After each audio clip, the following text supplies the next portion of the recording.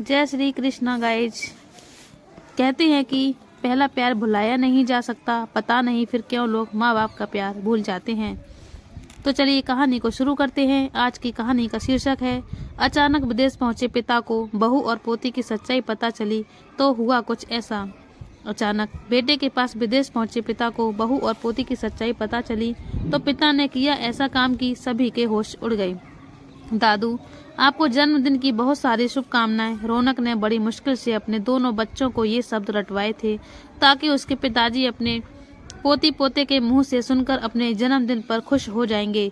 Canada परिवेश में पले बड़े रौनक के दोनों बच्चे हिंदी भाषा समझते थे पर बोलने में अटक जाते हैं। रौनक के पिता मेरठ से अपने बेटे रौनक से मिलने कनाडा साल 2 साल में चले जाया करते थे, लेकिन वहाँ उनका मन बहुत ही कम लगता था। रौनक ने कनाडा की ही लड़की से ही शादी की थी और बच्चे भी वहीं पैदा हुए थे। रौनक के पिता को वहाँ का माहौल बहुत कम समझ आता था। मेरठ में उनका प्यार अपना घर था।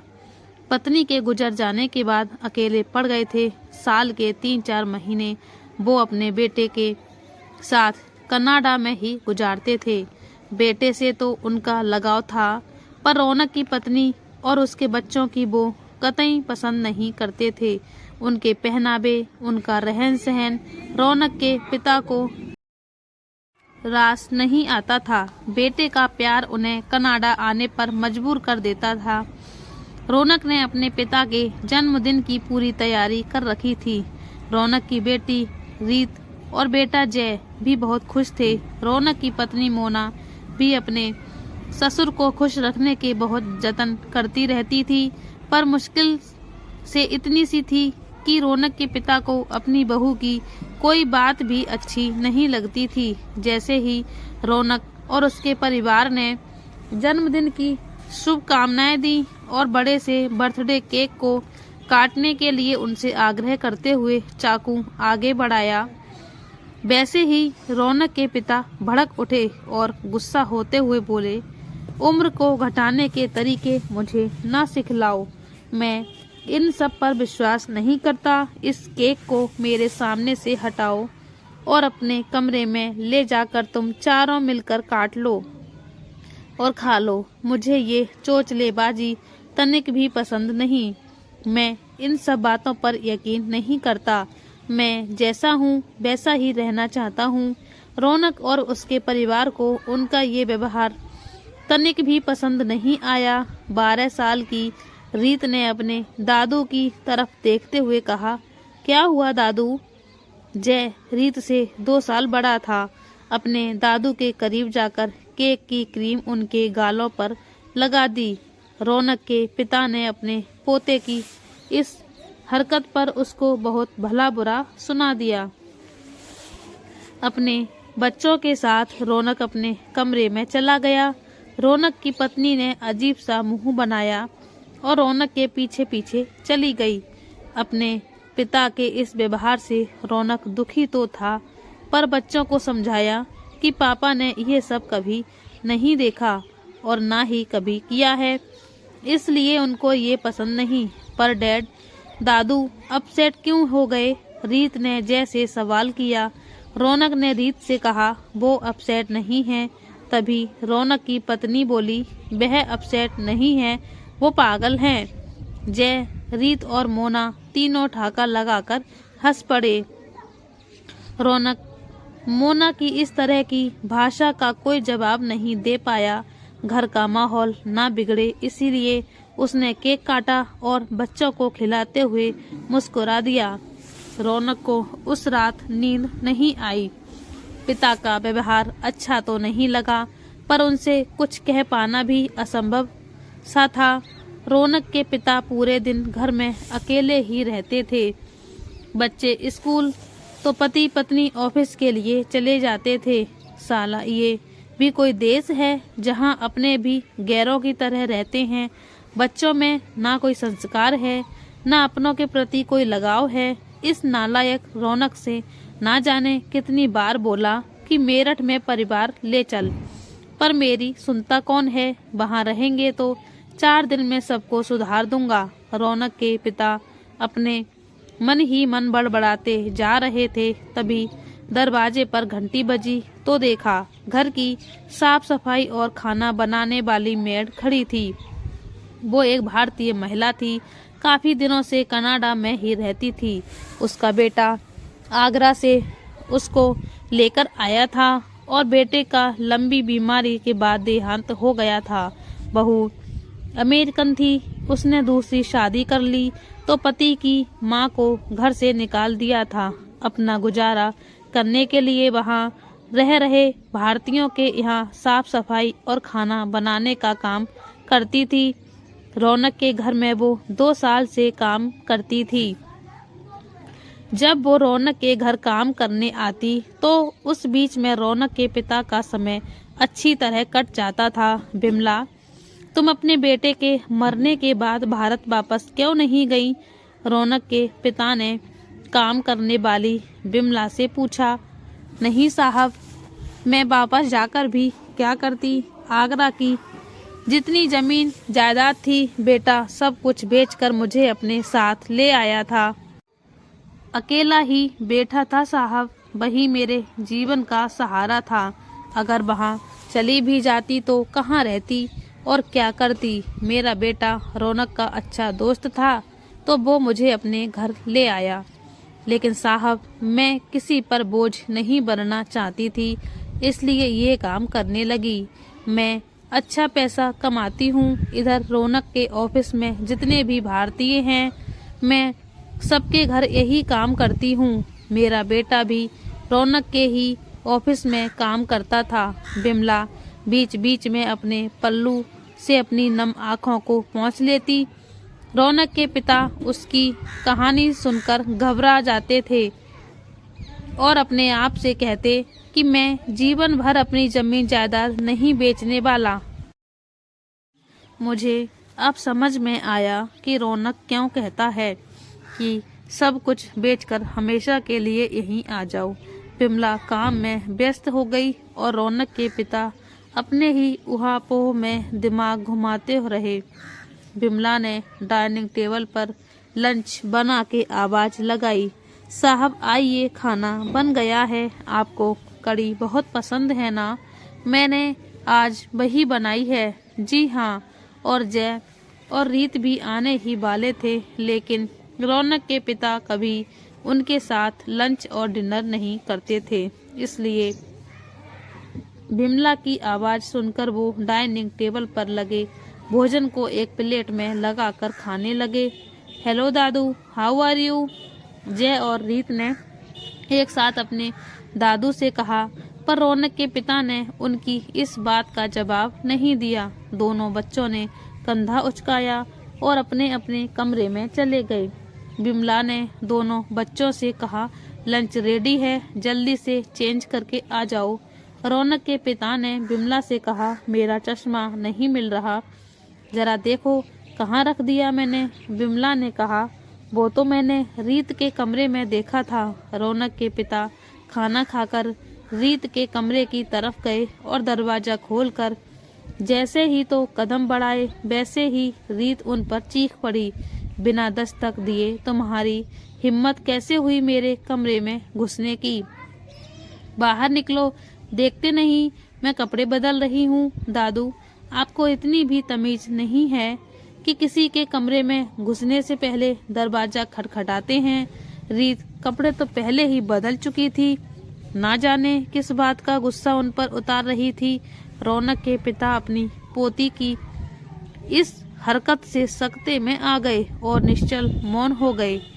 अवाक रह गए कि ये मैं क्या सुन रहा हूँ। रीत इतनी तेज चीखी थी कि बिमला और जय भी रीत के कमरे में आ गए। रौनक के पिता की आंखों में आंसू आ गए और वो डगमगाते कदमों से रीत के कमरे से निकल आए। बिमला ने उनका चश्मा रीत के कमरे से उठाया और रौनक के पिता को दे दिया। अरे रोते क्यों हो साहब, ये कनाडा है, कोई हमारा भारत नहीं। यहाँ कौन कब क्या दे के कोई भरोसा नहीं। आप परेशान ना हो, ये कोई ऐसी बात नहीं है। वो अभी स्कूल से आई है, थक गई होगी, इसलिए ऐसा मुंह से निकल गया। अब मैं चलती हूँ, आप आराम करिए। ठहरो बिमला, रौनक के पिता ने बिमला को रोकते हुए कहा। रौनक के पिता ने अपने सूटकेस में अपना सामान रखा और बिमला से कहा, अब चलो, मैं इस घर में एक पल भी नहीं रह सकता। लेकिन साहब, अभी आप कहाँ जाएंगे? बिमला ने रौनक के पिता की तरफ देखते हुए कहा। रीत और जय भी वहीं खड़े थे। जहन्नुम में चला जाऊंगा, पर मैं यहाँ नहीं रुक सकता। लेकिन साहब, रौनक और उसकी पत्नी को तो आने दीजिए। बिमला ने फिर से रौनक के पिता से कहा, तुम बैग उठाती हो या नहीं, या मैं ही उठा लूं? अरे, इतने बड़े शहर में कोई तो होटल होगा, वहीं रुक लूंगा और 2-4 दिन में मैं मेरठ चला जाऊंगा। बिमला ने कहा, साहब, आप हमारे रूम पर चलो। जब रौनक आएगा तब कहीं भी चले जाना, मैं आपको ऐसे कहीं न जाने दूंगी। रौनक के पिता और बिमला दोनों घर से निकल गए। रीत और जय उनको जाते हुए देखते रहे। थोड़ी देर बाद दोनों भाई बहन खाना खाते हुए फिर से अपने दादा का मजाक उड़ाने लगे। बिमला ने रौनक के पिता का अपने घर में बहुत स्वागत किया। रौनक के पिता को यहाँ बहुत सुकून मिल रहा था। उन्होंने बिमला से कहा, तुम यहाँ क्या मिल रहा है तुम्हें, जो इतनी शिद्दत के साथ 7 समंदर पार बिना वजह पड़ी हो? अरे, आगरा नहीं जाना चाहती तो मेरे घर मेरठ चली चलो, मुझे भी तुम्हारा साथ मिल जाएगा और तुमको एक सहारा। बिमला रौनक के पिता की इस बात पर मौन हो गई। जब रौनक ने पिता से कहा, अरे, तुम कहाँ खो गई? कोई जवाब नहीं दिया अब तक। बिमला बोली, यहाँ रहकर मुझे ऐसा लगता है कि मेरा बेटा मेरे आसपास ही है। अगर मैं आगरा या आपके साथ मेरठ गई तो मेरे बेटे की यादें यही सिमट के दफन हो जाएंगी। रौनक के पिता ने बिमला की इस बात का कोई जवाब नहीं दिया। मैं आपके लिए कुछ खाने के लिए बनाती हूँ, आपने आज ठीक से लंच भी नहीं किया। इतना कहकर बिमला किचन की तरफ बढ़ गई और रौनक के पिता न जाने किन ख्यालों में खो गए। रौनक और उसकी पत्नी जब शाम को लौटे तो रौनक की बेटी रीत ने अपने दादू के खिलाफ ऐसा जहर उगला कि रौनक की पत्नी आग बबूला हो गई। रीत ने कहा कि मैं कपड़े चेंज कर रही थी और दादू ने मेरे कमरे में आकर मेरे बदन से छेड़छाड़ करने की कोशिश की। रौनक बेटी की यह बात सुनकर मौन हो गया, लेकिन बेटी की इस बात से रौनक बिल्कुल भी सहमत नहीं था। आज उसको खुद पे शर्म आ रही थी कि उसने अपने बच्चों की परवरिश में कोई कमी छोड़ दी होगी। जय ने कहा, दादू का मेड के साथ अफेयर चल रहा है, इसलिए वो हमारा घर छोड़कर मेड के घर रहने चला गया। रौनक तमतमा गया और जैसे ही अपना हाथ जय पर उठाना चाहा, वैसे ही रौनक की अंग्रेज पत्नी ने रौनक के हाथ को रोकते हुए कहा, रौनक, पहले अपने पिता को देखते नहीं, मेरे बच्चों को मारने लगे। Just hold your head. मेरे डॉटर एंड सन कभी झूठ नहीं बोलते हैं। अब तो रौनक कुछ कह भी नहीं सकता था, क्योंकि पत्नी और बच्चे सभी उसके खिलाफ हो चुके थे। आज शाम जब बिमला रौनक एवं अन्य घरों में खाना बनाने के लिए अपने घर से निकलने लगी तो रौनक के पिता ने बिमला के दोनों हाथ पकड़ लिए और कहा, आज से तुम किसी के घर काम करने नहीं जाओगी। क्या जरूरत है तुम्हें घर घर जाकर काम करने की? माना कि तुम मेरे साथ मेरठ नहीं चल सकती, लेकिन मैं तो अपनी छोटी बहन बिमला के घर रह सकता हूँ ना। बिमला अवाक सी रह गई और उसकी आंखों में आंसू छलक आए। बिमला ने रोते हुए रौनक के पिता से कहा, मेरे तो कोई भाई नहीं था, पर ईश्वर ने 7 समुंदर पार बसाकर मुझे बड़ा भाई भी दे दिया। इतना कहकर बिमला अपने भाई के गले लगकर रोने लगी। तभी रौनक वहां आ गया। अपने पिता के बाहों में बिमला को देखकर वो बिना सच जाने ही वहां से चला गया। रौनक को कुछ समझ नहीं आया कि पापा ऐसा क्यों कर रहे हैं। बच्चे जो कह रहे हैं क्या उसे मैं गलत समझूं या फिर अभी जो मैंने अपनी आंखों से देखा उसे सही मानूं। पूरा दिन गुजर गया। बिमला आज घर से बाहर ही नहीं आई। रौनक और बच्चे उसे फोन कर रहे थे कि बिमला का मोबाइल बजने लगा। उसने स्क्रीन पर देखा तो रौनक फोन कर रहा था। हाँ रौनक बेटा, कैसे हो तुम? बिमला ने रौनक से पूछा। मैं तो ठीक हूँ आंटी, लेकिन आप जो कर रहे हो इस उम्र में वो ठीक नहीं है। बिमला ने मोबाइल का स्पीकर ऑन कर दिया। रौनक बेटा, मैं कुछ समझी नहीं, तुम क्या कहना चाहते हो? आप इतनी भी बेवकूफ नहीं है आंटी कि मेरी बात आपको समझ नहीं आ रही। आज जब मैं पापा को लेने आपके घर गया तो मैंने खुद अपनी आंखों से देखा कि आप पापा के गले पड़ी हुई थी। बिमला की आंखों से आंसू आ गए। रौनक के पिता रौनक की सब बातें सुन रहे थे और उन्होंने बिमला के हाथ से मोबाइल ले लिया और रौनक पर बिफरने लगे। क्या बक रहा है? बोल तो। मैं तेरा बाप बोल रहा हूँ साले, एक नालायक अंग्रेजन बीबी के गुलाम। तुझे यही संस्कार दिए थे मैंने कि तू इस बुढ़ापे में मुझ पर बिमला बहन पर शक कर रहा है। जरा खुद के परिवार को तो देख क्या हो रहा है तेरी फैमिली में। तेरे बच्चे उम्र में तो बच्चे ही हैं, पर उनकी हरकतें देखी हैं तूने?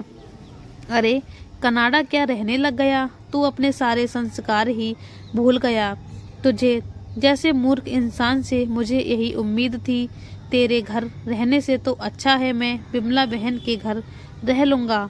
आज के बाद कभी बिमला बहन पर उंगली उठाई तो रौनक अपने पिता की बातें सुनकर कुछ जवाब नहीं दे पाया और फोन काट दिया। रौनक की आंखें खुल गईं।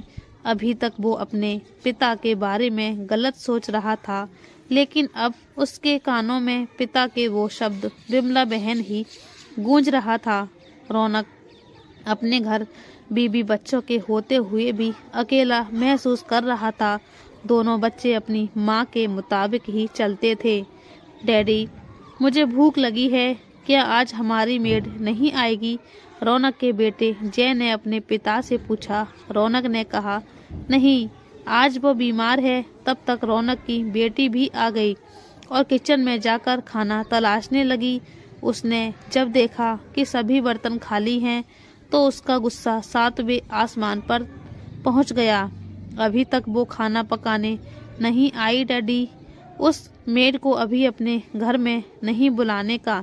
अपने घर में उसने दादू को भी अपने चक्कर में फंसा लिया। देखो अभी तक डिनर रेडी नहीं है। मुझे तेज भूख लगी है। भूख लगा है तो जाकर आग भर ले मुंह में। तभी रौनक की पत्नी अपने कमरे से बाहर आ गई। उसको देखते ही रौनक की जुबान बंद हो गई। रौनक की पत्नी ने कहा, तुम्हारा पिता बहुत घटिया इंसान है। नौकरानी की लेकर इधर से भाग गया। तुम इंडियंस सब ऐसा ही होता है। जैसे ही रौनक ने अपनी पत्नी की बात सुनी तो वो आग बबूला हो गया। जस्ट शट अप, मेरा फादर है वो, उनके लिए रेस्पेक्ट से बात करो वरना बहुत बुरा हो जाएगा। रौनक की पत्नी बोली, यू शट अप, अगर तुम भी अपना डैडी के साथ ही जाना है तो जा, बट मेरे बच्चों से कायदे से बात करो। पत्नी की कड़क आवाज ने एक बार फिर से रौनक की जुबान पर ताला लगा दिया। रौनक दोराहे पर खड़ा था। एक तरफ भारतीय पिता के संस्कार से बंधा, दूसरी तरफ विदेशी पत्नी और अपने बच्चे। समझ नहीं पा रहा था कि वो क्या करे। पापा की वजह से मेरी गृहस्थी टूटी रही है तो कभी सोचता पत्नी की वजह से पापा मुझसे दूर हो रहे हैं। किसी तरह से उसने पत्नी और बच्चों को समझा लिया और पापा को अपने घर आने की बात भी कर ली। रौनक की पत्नी ने कहा, देखो अगर तुम्हारा डैडी इधर रहने को मानता है तो बिमला इधर नहीं रहेगा। वो लंच और डिनर बना के अपना घर जाएगा। रौनक ने कहा, भला बिमला आंटी यहाँ क्यों रहेंगी? उनका अपना घर नहीं है क्या? जैसे वह पहले इधर आती थी वैसे ही अब भी काम करने ही आएंगी। तभी रौनक की बेटी बोली, मम्मी वो ओल्ड मैन को उधर ही रहने दो, वो मुझे भी पसंद नहीं, उसका आँख मुझे अच्छा नहीं लगता। उस दिन वो मेरा रूम में नॉक नहीं किया और अंदर घुस आया। मैं कपड़ा बदल रहा था। डैडी को अगर उनको रखना है तो मुझे बोर्डिंग में भेज दो। 12 साल की रौनक की बेटी से रौनक को ये उम्मीद नहीं थी कि वो अपने दादा के लिए इस तरह बात करेगी। रौनक ने अपनी बेटी से कहा, ही इज माई फादर, जैसे मैं तुम्हारा पिता हूँ वैसे ही वो मेरा भी पिता है। रौनक ने किसी तरह से बेटी को भी समझा लिया और चारों लोग बिमला के घर पहुंच गए। बिमला रौनक के पिता के सिर की मालिश कर रही थी। दरवाजे की तरफ पीठ थी और रौनक के पिता की कुर्सी का मुंह अभी दरवाजे की तरफ पीठ करके वही खड़ी थी जिस पर वो बैठे थे। बिमला कुर्सी के पीछे खड़ी थी और रौनक के पिता के हाथ में तेल की कटोरी थी। बिमला तेल की कटोरी से अपने हाथ में तेल लेने के लिए रौनक के पिता की तरफ झुकी। वैसे ही रौनक, उसकी पत्नी और दोनों बच्चे कमरे में घुसने लगे। तभी रौनक की बेटी ने कहा, hello Bimla aunty, how your love story going on. Bimla हक्की बक्की रह गई। आर यू मेड रीत अनेक। रौनक ने बेटी की तरफ देखते हुए कहा, बिमला कई सालों से कनाडा में रह रही थी, इसलिए इंग्लिश ठीक ठाक बोल लेती थी। रौनक की पति ने बिमला से घूरते हुए कहा, मेरा बेटी तो बोल रही है, तुमको नहीं पता कि तुम्हारी लव स्टोरी कैसा चल रहा है इस ओल्ड मैन के साथ। बिमला ने पास में रखी तौलिए से अपने हाथ पोंछे और 4 कदम पीछे हटकर सुबकने लगी। रौनक के पिता कुर्सी से उठे और एक जोरदार चांटा अपनी पोती के गाल पर लगा दिया। रौनक की पत्नी ने जब देखा कि वो दोबारा उसकी बेटी की ओर हाथ उठाने जा रहे हैं तो उसने रौनक के पिता को जोरदार धक्का मार दिया। रौनक के पिता कुर्सी से टकराए। धक्का इतनी तेज था कि बूढ़ा शरीर सीधे जमीन में गिर गया। रौनक के पिता का सिर फट गया था। माथा फूटते ही खून की धार सिर से टपक कर गाल पर आ गई थी। रौनक ने दौड़कर अपने पिता को उठाया। रौनक की सारी प्लानिंग चूर चूर हो गई थी। रौनक की पत्नी अपने बच्चों को लेकर वहां से जा चुकी थी। बिमला ने जल्दी से फर्स्ट एंड बॉक्स अलमारी से निकाला और रुई में डिटॉल लगाकर रौनक के पिता के माथे पर लगी चोट पर चिपका दिया। रौनक के पिता ने कुर्सी पर बैठते ही रौनक की तरफ देखते हुए कहा, यही दिन देखने को रह गया था कि बहू अपने ससुर को मारे। अरे रौनक, धिक्कार है तेरे इस जीवन पर, तेरे पैसे पर, तेरे रहन सहन पर। तेरी पत्नी मुझे मारती रही और तू मौन बनकर देखता रहा। मैं तो समझा था तू एक मर्द है, लेकिन मुझे तेरी इस मर्दानगी पर शक हो रहा है। रौनक चुप रहा। बिमला बोली, इसमें रौनक की क्या गलती है? आप उसे इतनी बातें क्यों सुना रहे हैं? आपने ही तो उसकी बेटी पर हाथ उठाया और आप जानते हैं आप कनाडा में हैं। यहाँ रिश्ते कागज की नाव की तरह बहते हैं। जब तक आपकी नज़रों के सामने कागज की नाव है तब तक आप उसे देखकर खुश होते हैं। उसके ओझल होते ही आप उसे भूल जाते हैं, क्योंकि बहू एक अमेरिकन लड़की है। उसके संस्कार भारतीय नहीं हैं और उसके बच्चों में भी वैसी आदतें हैं। उन्होंने कभी भारत देखा ही नहीं। आप भारत में नहीं हैं कि पोते पोतियाँ आपके हुक्म से चलेंगे। ये कनाडा है, यहाँ बच्चे अपने माँ बाप की नहीं सुनते तो भला आपकी क्या सुनेंगे। रौनक जी बहुत ही अच्छे लड़के हैं। वो अभी 2 नावों की सवारी पर हैं। उसको अपने पिता की भी देखना है और अपने पत्नी और बच्चों को भी। उसको कोई ऐसी बात ना बोलिए जिससे उसका दिल दुखी हो। आपको उसके साथ यहाँ हमेशा के लिए रहना ये तो आप तय करेंगे, करके ही आए हो। फिर क्यों आप इसके बच्चे और उसकी पत्नी की बातों का बुरा मान रहे हैं? रौनक की आंखें नम हो गईं और वो वहां से चला गया। रौनक पूरी रात पिता की बातों पर रोता रहा। उसकी पत्नी और उसके बच्चे इस बात की परवाह ना कर रहे थे कि रौनक पर क्या बीत रही है। बिमला के काफ़ी समझाने के बाद भी रौनक के पिता पर कोई असर नहीं हुआ। उनके अड़ियल स्वभाव की वजह से उनकी आज तक किसी से पटरी नहीं खाती थी। रौनक की माँ ही थी जो उनको समझाती थी, वरना हर कोई उनसे दूर ही रहना चाहता था। आज बिमला ने सोचा, शायद कहीं ये कड़वाहट मेरी वजह से तो नहीं पनप रही। बिमला ने रौनक के पिता से कहा, कल जो कुछ भी हुआ कहीं उसकी वजह मैं तो नहीं, क्योंकि रौनक की बेटी उम्र में जरूर छोटी है, लेकिन उसके ख्यालात किसी बड़ी महिला जैसे ही हैं। कल उसने जो कुछ भी मेरे और आपके बारे में कहा वह उसने अपने हिसाब से कहा।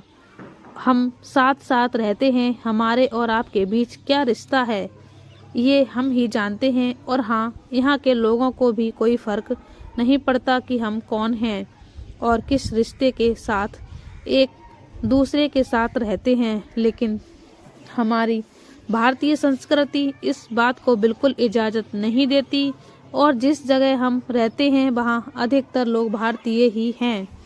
मैं चाहती हूँ मेरी वजह से आपको कोई कुछ ना कहे और साथ ही साथ यह भी चाहती हूँ कि मुझे भी यहाँ का भारतीय समाज आपकी वजह से बुरा भला ना कहे।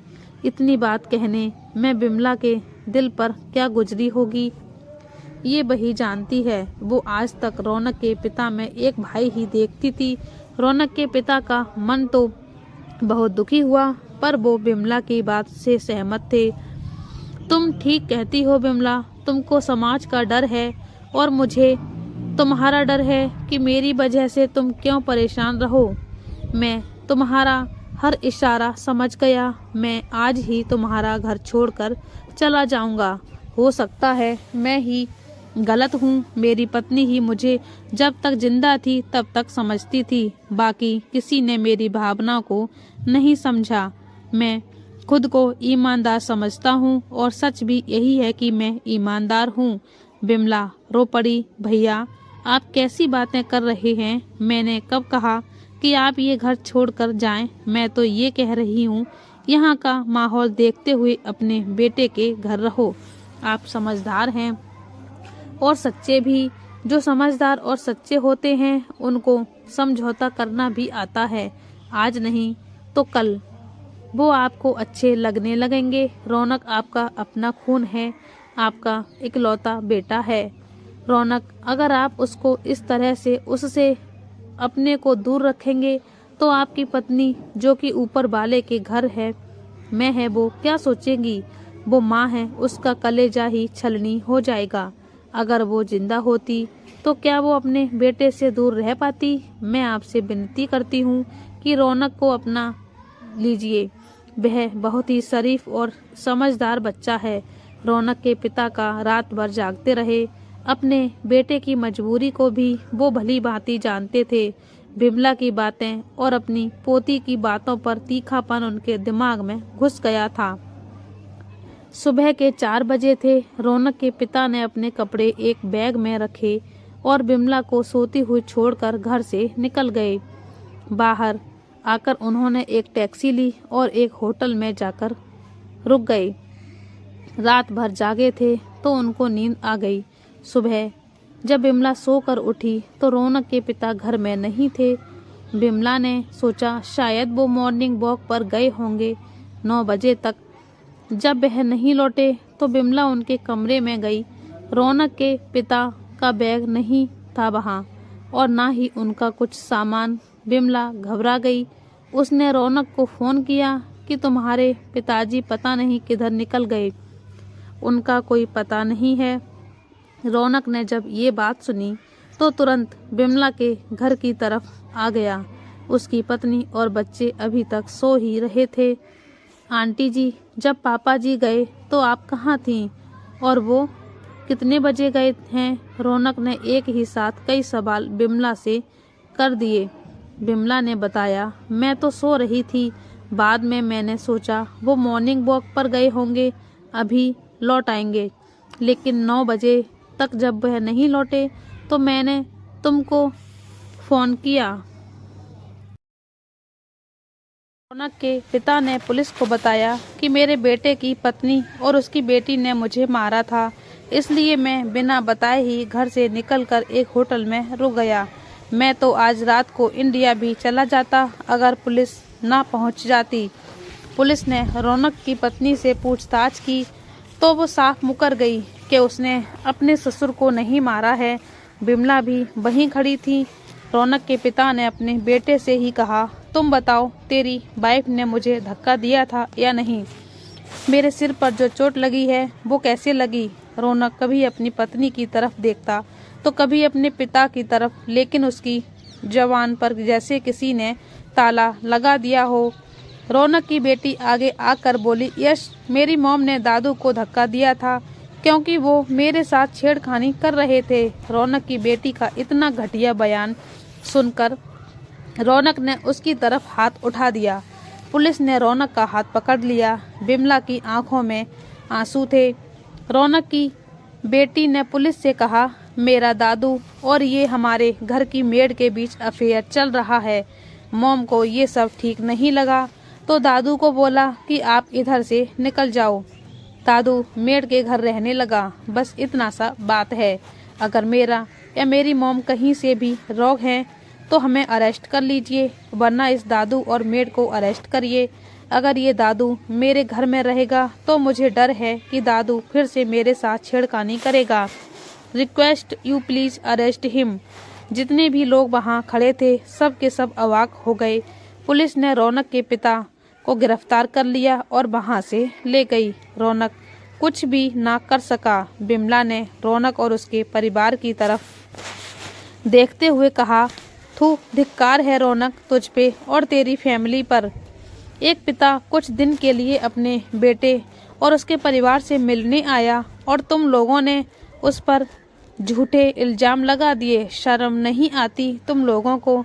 अरे रौनक, डूब मर तू चुल्लू भर पानी में। लानत है ऐसी घटिया औलाद पर। रौनक की बेटी बिमला को देखकर हंस रही थी।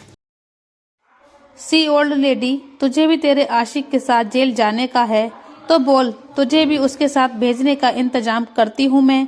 रौनक ने बिमला के हाथ पकड़ लिए और रोने लगा। आंटी, मुझे माफ कर दो। बिमला ने कोई जवाब नहीं दिया और बिना कुछ बोले ही वापस अपने घर की तरफ आने लगी। रौनक ने बिमला के दोनों कंधे पकड़े और बिमला के साथ साथ चलने लगा।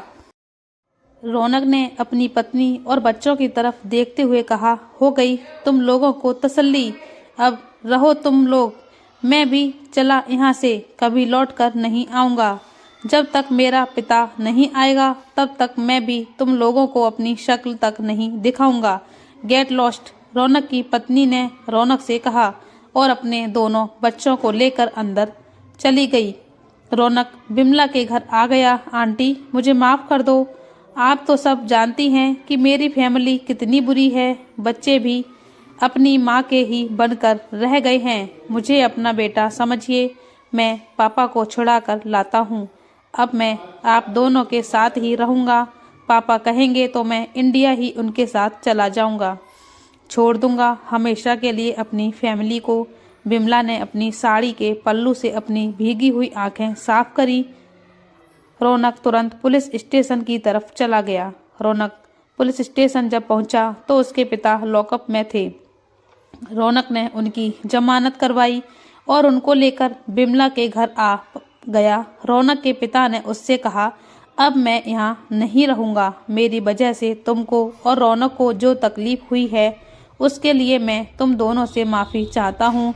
पूरी ज़िंदगी में मेरी निकल गई। इसकी माँ जिंदा थी तो हमेशा यही कहती थी, हमारा इकलौता बेटा है, तुम रिटायर हो जाओगे तो हम दोनों बेटे के साथ रहेंगे। घर की छत की तरफ देखते हुए कहा, तुम देख रही हो ना, कनाडा में रहने का सुख जो काम पूरी जिंदगी में नहीं हुआ वो कनाडा में आकर हो गया।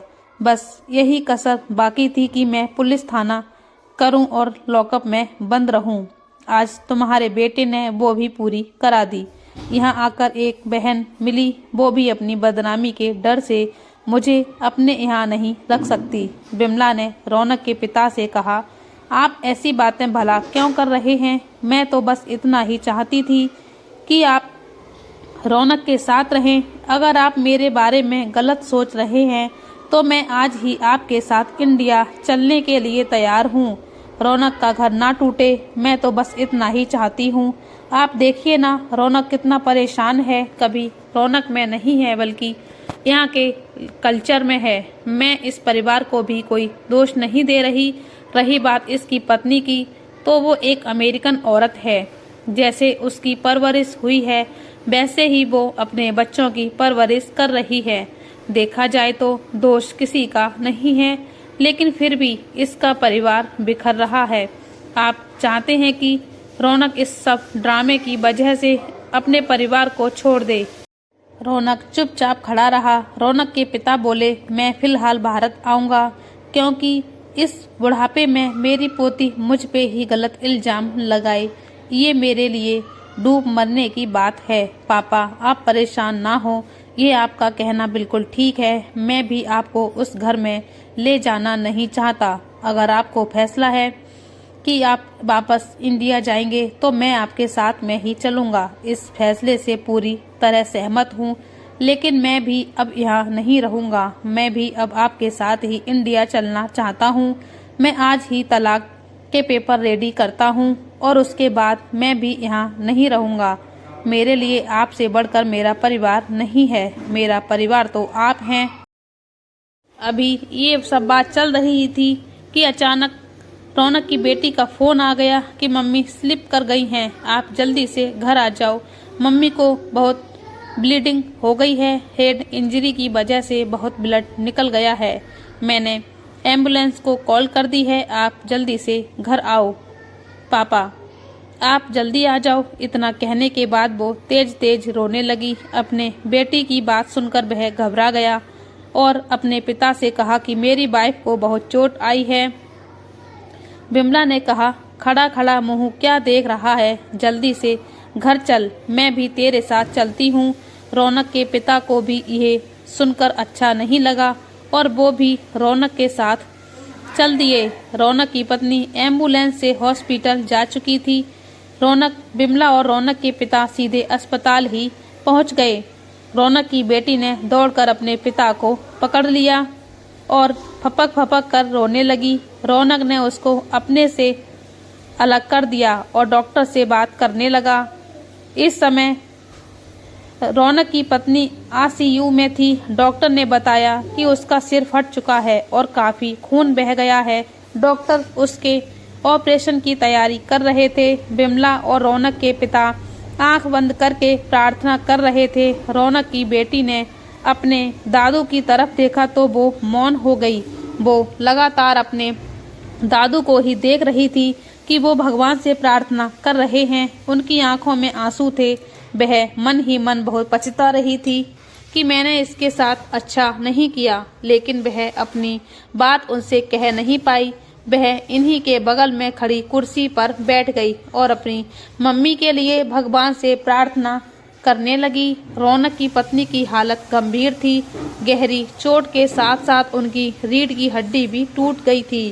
रौनक के बच्चों का रो रो कर बुरा हाल था। रौनक भी काफी उदास था। बिमला ने रौनक के पिता से कहा, भैया आप इतना क्यों परेशान हैं? आपको तो भारत वापस जाना था तो आप जाइए। रौनक के पिता बिमला की बात सुन भी रहे थे और समझ भी रहे थे। वो अपने बेटे के पास गए जो अपने बच्चों को ढांढस बंधा रहा था। रौनक के पिता ने रौनक के कंधे पर हाथ रखा और बोले, परेशान ना हो, तेरी पत्नी ठीक हो जाएगी। रौनक खड़ा हो गया और बोला, पापा जी मुझे माफ़ कर दीजिए और भगवान से प्रार्थना करिए कि इन बच्चों के सिर पर इनकी माँ का साया बना रहे। पापा जी, मैं जानता हूँ ये बच्चे उस संस्कार से महरूम हैं जो आपने मुझे दिए हैं। मैं वो संस्कार उनको नहीं दे पाया।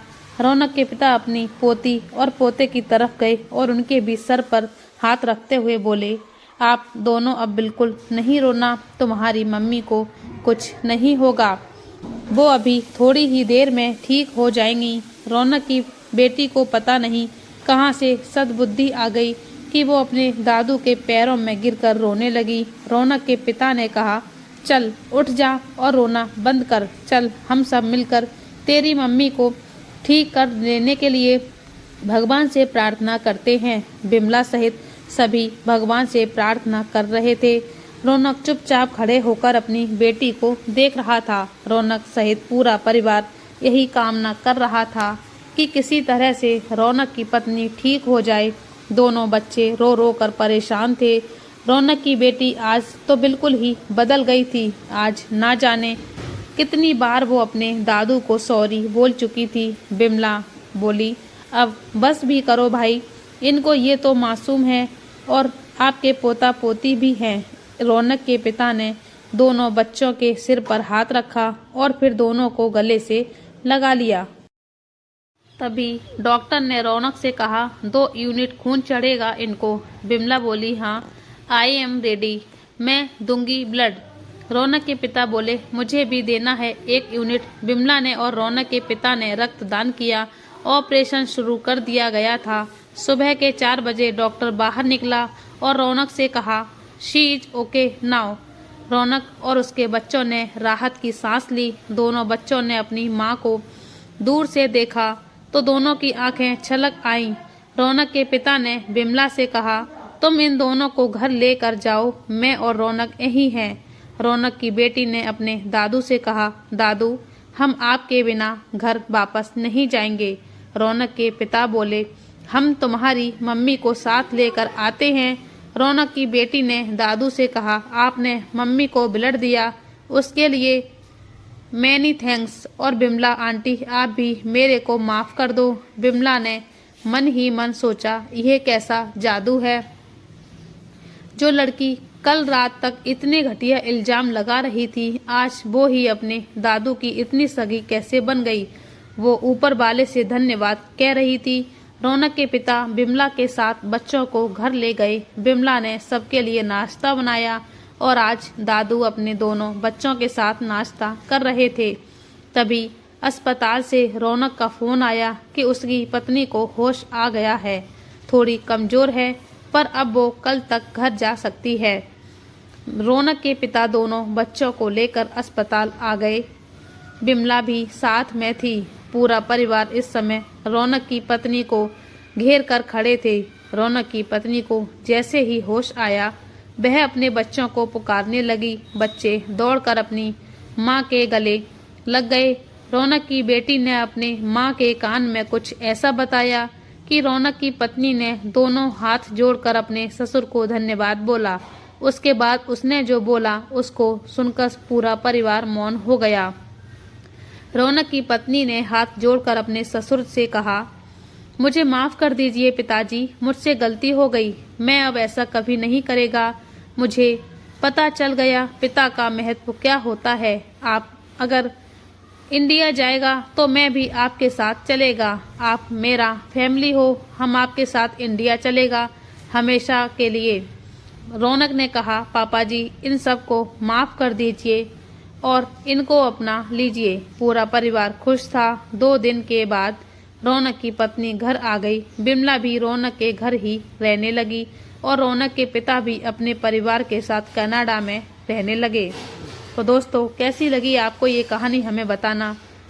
पूरी कहानी देखने के लिए धन्यवाद। आप हमारे चैनल पर नए हैं तो हमारे चैनल को सब्सक्राइब कीजिए और साथ में बेल आइकन को प्रेस कर दीजिए ताकि हमारी कहानी आप तक पहुंचती रहे। जय श्री कृष्णा, राधे राधे।